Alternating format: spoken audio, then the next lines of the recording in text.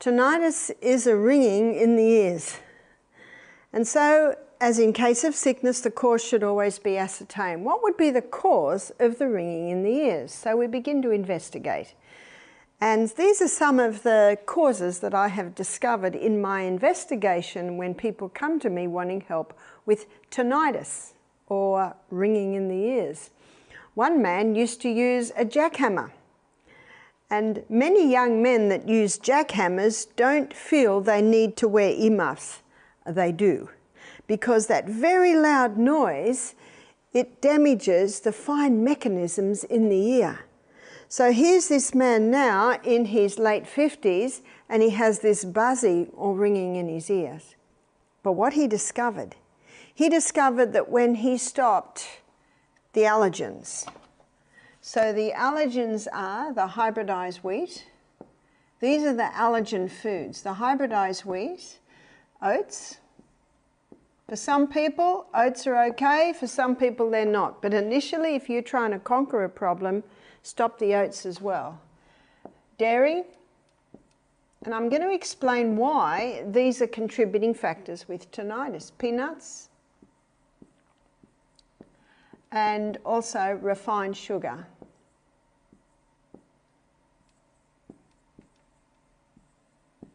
So why do they play a role? Well, they are the most common allergens. And the probably first response when someone has an allergy to these foods is excess mucus in the eustachian tubes.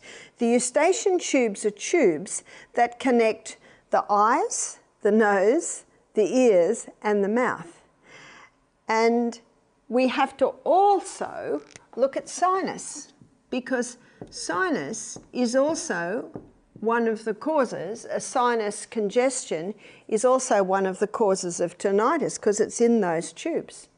So what this man found is that when he ceased eating these foods, and he used to be a big dairy eater, he used to be a big peanut eater, and he used to consume a fair bit of sugar when he used to have several schooners of beer every night.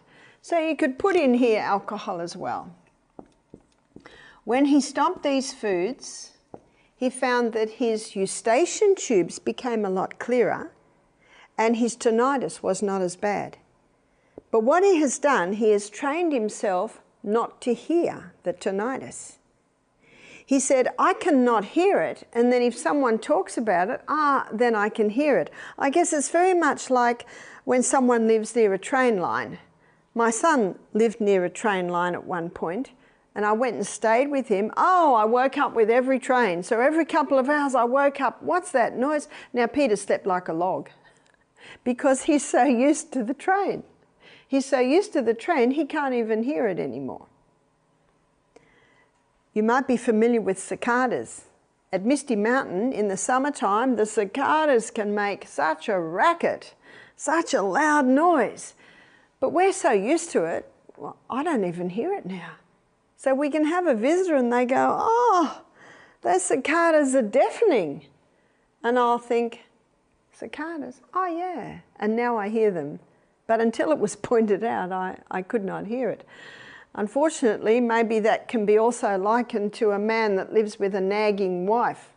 After a while, he didn't even hear it.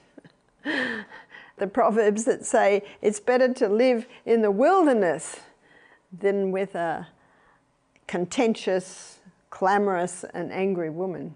So let's get back to the eustachian tubes. I also was talking to another lady. She said, what can I do for this tinnitus? So I began to investigate, and I discovered that she worked in a gym, and they do a HIIT class, you know, the high intensity interval training. And in the HIIT class, they have loud music, boom, boom, boom, boom. And she said, well, we do it so that it gets us revved up for our HIIT class. I said, have you thought of the William Tell Overture? That can go pretty fast, but it's not as loud. So people who have been exposed to very loud music in times past or very loud noises. People in wartime who have, especially soldiers who've been working with, letting off those loud guns, they can suffer from tinnitus. So what's happened is those fine little mechanisms in the ear have been damaged. Can they be healed? Not really. Not really, because it's right inside the ear. The body does heal and the body does adapt. But as my friend Jeff found, who'd worked with the jackhammers when he used to work in the mines, and as this lady also found, she said yes, she decided to stop doing that HIIT training class. She got the DVD, because with the DVD, even if they've got the loud music on, then you can turn it to mute. And you can have your nice classical music in the background. Maybe if you want something a bit faster, you'll choose the William Tell Overture and do the training there. But every time that when someone has tinnitus and they stop these foods, they can testify that the problem isn't resolved, but it can sometimes be 50% improved, all because eliminating these foods has cleaned the eustachian tubes out.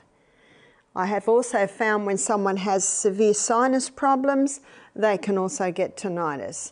Severe sinus problems can also result in sleep apnea because of a blockage in these tubes. These tubes should be clear. You see, we should breathe through our nose and with our abdominal muscles. Nose purifies the air, nose warms the air, and nose humidifies the air. Mouth does not do that. But I have people say, I can't breathe through my nose. Why not? Well, it's all blocked up. Why is it blocked up?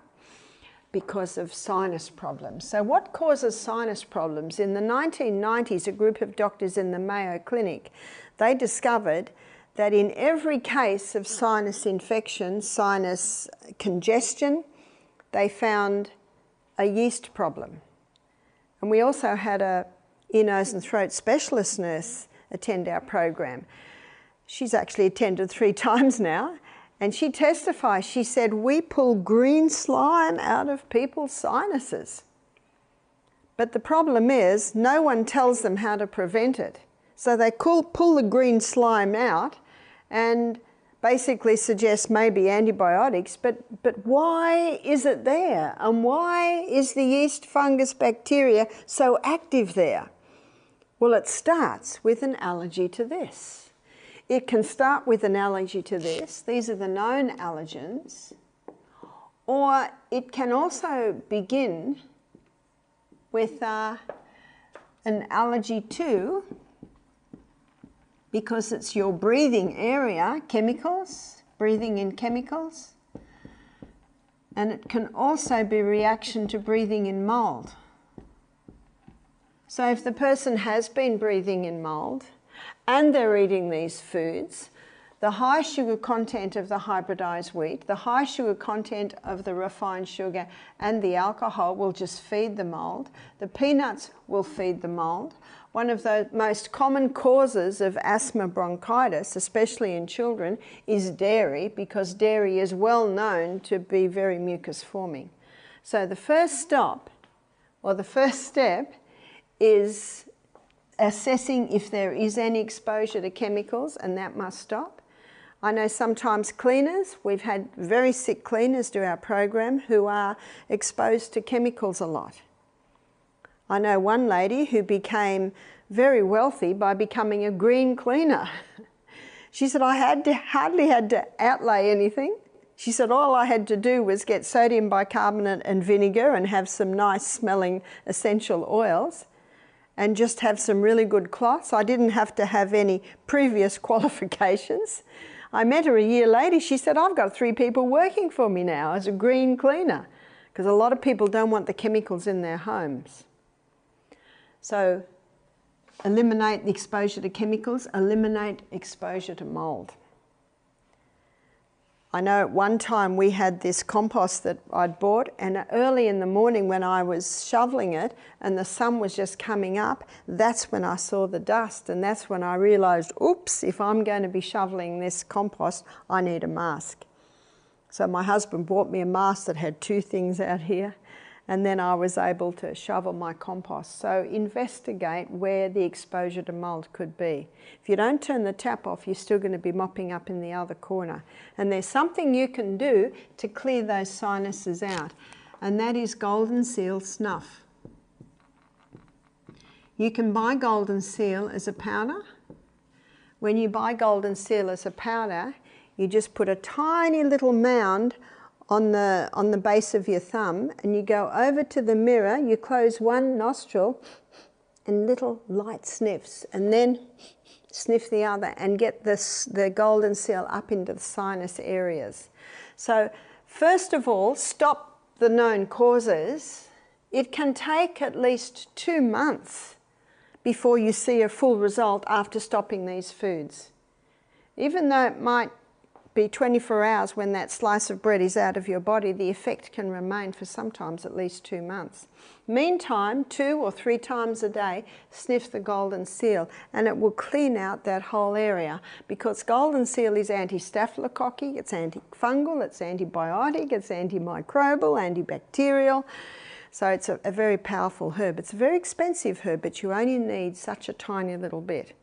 Also vital that the person be well hydrated, that they be well nourished, that they be exercising every day, that they go to bed early, that they make sure their bedroom has clean, pure air coming into it. All of these factors have to be taken into consideration. And I have found many people to have been able to get their tinnitus very much under control, very much manageable. Everyone I know is managing something, and if you can manage it, you're doing well.